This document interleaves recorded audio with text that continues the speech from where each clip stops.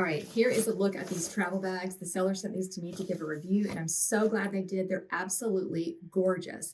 I love using travel bags, but these particularly are beautiful because they have all of these beautiful parks designs on each. So this right here is the Arches National Park. You can see on the back there. And each one has a really nice zipper that goes all the way around. So it makes packing great because you have this extended area. And then on the inside here, you can see you have plenty of open space, but you don't have to actually extend it if you don't want to on this, but you do have that option. So that's a beautiful design there. And that would hold definitely like a pair of shoes, maybe 2 pairs of shoes, jeans, a jacket, things like that. And then we have Yosemite Park, one of my favorite places to visit. And you have a little a deer here, so it's a beautiful design.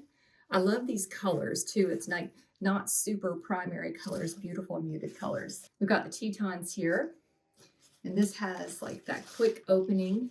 You also have the snaps here as well as the little connector here. So this is a beautiful, beautiful design as well.